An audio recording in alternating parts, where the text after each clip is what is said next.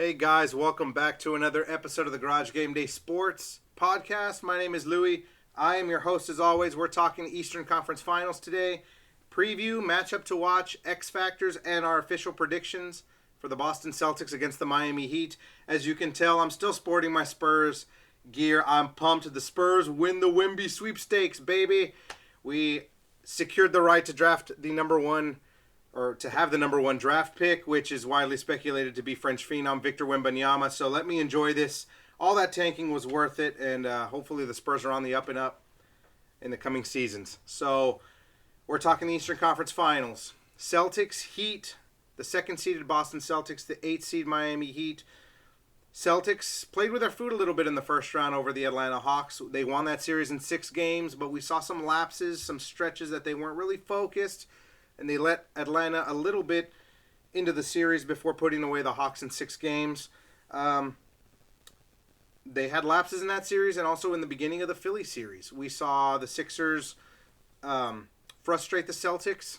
Celtics not making shots, not making adjustments. Joe Mazzulla, as great a coach as he is, and he's been during the year, was widely criticized and almost crucified during part of the 76er series for adjustment issues, coaching issues, and they were able to overcome a 3-2 deficit to beat the 76ers in 7 games. They picked up that huge win in Philly and then dominated a third quarter in Game 7 to win that series. Jason Tatum just went off. If you count the last 5 quarters of that series, the fourth quarter of Game 6 and the entirety of Game 7, Jason Tatum scored 67 points for the Boston Celtics. Just an absolutely huge and clutch performance by Tatum that helped Boston punch their ticket to the Eastern Conference Finals.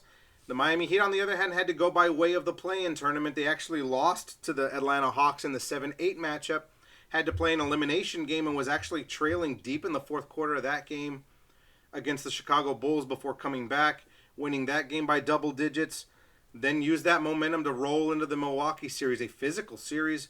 We saw multiple injuries early in that series. We saw Giannis go down with a back injury. Tyler Hero broke his hand and, of course, is still out. We don't know the status of him in this series. This puts him about the time frame that they would expect him to be back, but we have not heard anything. And supposedly, according to Coach Spoelstra, that he's not near returning, so it's unlikely we'll see him. But if this series drags on to 6 or 7 games, you never know that those extra 2 weeks could provide just enough time for Hero to make a return. And then you saw Victor Oladipo also go down with a knee injury in that series. So very physical, but very short series. The Heat making quick work of the Bucks in 5 games, just shooting extremely well from the field and torching, slicing and dicing that top-ranked defense. They averaged 124 points a game in that series. Everybody shot well. They were just moving the ball, shooting the ball. Jimmy Butler took over. They just did whatever they wanted on the offensive end.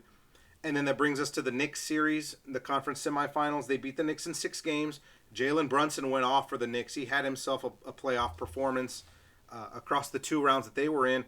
But Julius Randle and R.J. Barrett didn't show up at times and just really, really lacked that intensity for the Knicks to get over the hump. And they were held in check for a chunk of the series. Butler overcame that ankle injury that he sustained. I think it was in Game 1 or Game 2. He missed Game 2, and that allowed the Knicks to tie things up in the series, but then performed very well after that. And you just got a lot of balanced scoring. You had 6 guys average in double figures, so Miami was really able to put the clamps down on the Knicks, score at will, and then use that 6-1 home playoff record. The only home game they lost was that play-in game to the Hawks. So they were able to use that to their advantage and put away the Knicks en route to the conference finals. We are experiencing the 3rd meeting in the last 4 seasons in the conference finals between these 2 teams, the Celtics and the Heat.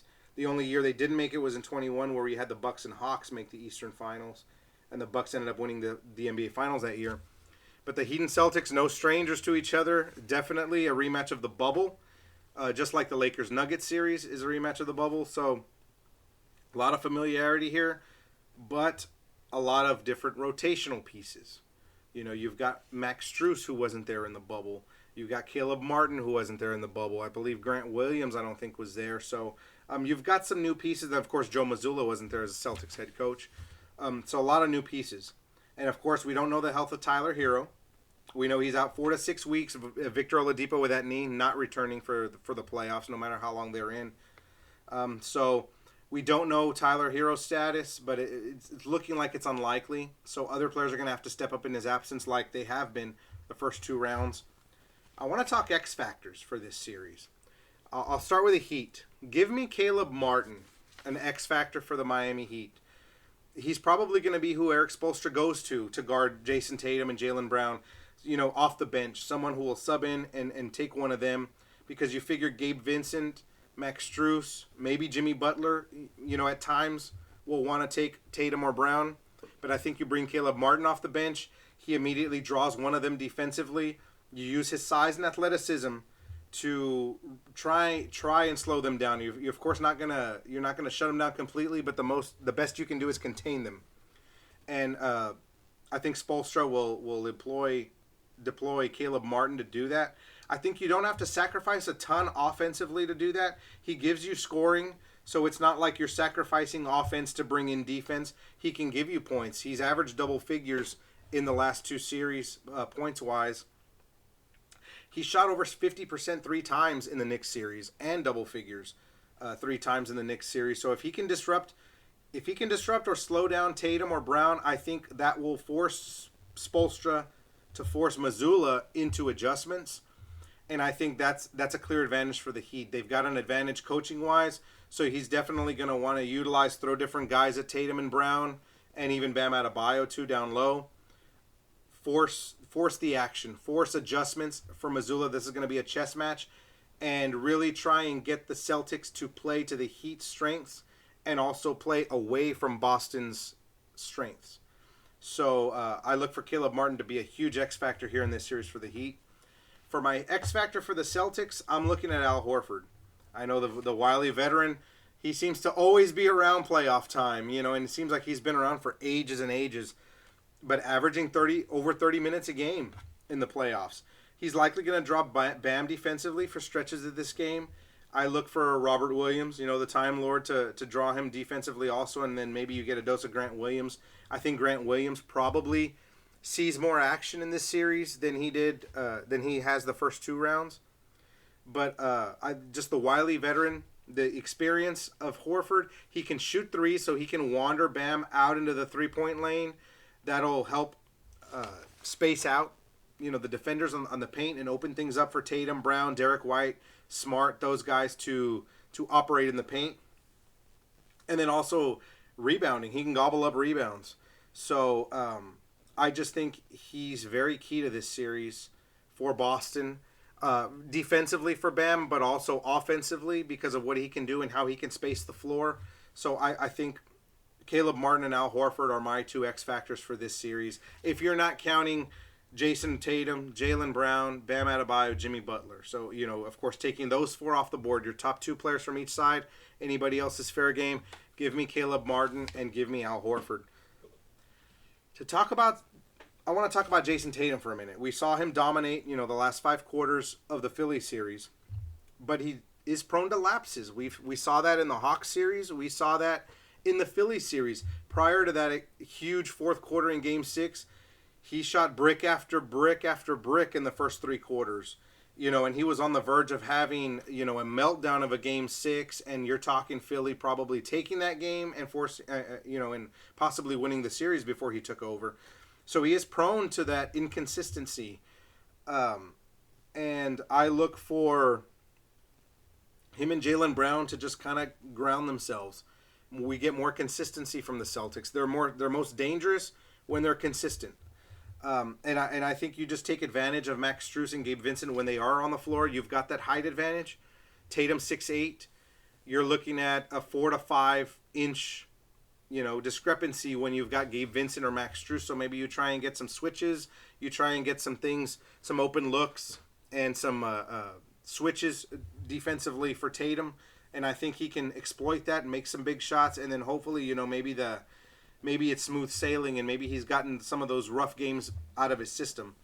so to speak. And then Jaylen Brown's just been very consistent. If you can model that, and if they can be two of the three best players in this series, regardless of where Jimmy Butler falls, where you think he'll fall in that hierarchy, if Tatum and Brown are two of your three best players, I think you've got a very good chance of winning this series. So I want to talk Marcus Smart too. Marcus Smart is going to be a real player in this series, and I was torn between him and Al Horford for my X Factor, and I went Horford, but I do want to talk Marcus Smart. He can score, he can shoot, but his defensive versatility. We are probably going to see Marcus Smart on almost everyone in this series. He will probably guard every Heat player that is playing at some point in this series. We're going to see him on Gabe Vincent at point guard. We'll see him probably on Jimmy Butler for stretches. And we may even see him on Bam Adebayo for stretches just to try and frustrate him and see what they can throw at Bam to try and frustrate him. So I look for Marcus Smart to be a key player here for that defensive versatility, just that bulldog type mentality. And I just really like his play. He's smart. Marcus Smart is smart, offensively and defensively. So I look to see what he brings to the table. And then for the Heat, Bam Adebayo. We know he likes to work the top of the key. He's going to likely draw either Time Lord, Horford defensively, probably Grant Williams for a little stretch. But he needs to establish himself as a solid number 2 option in this series. He's been the number 2 option, but there's been a sharp drop-off between Butler and then Bam, and then it's a shorter, drop-off between everyone else. Max Strus has made some good shots. Kyle Lowry, I'm coming off the bench. So Kevin Love contributing. So Bam needs to gobble up rebounds, establish himself in the paint, not get into foul trouble, and he just needs to clog up the paint and not get sucked out, when they're going to try and venture Horford out to for threes.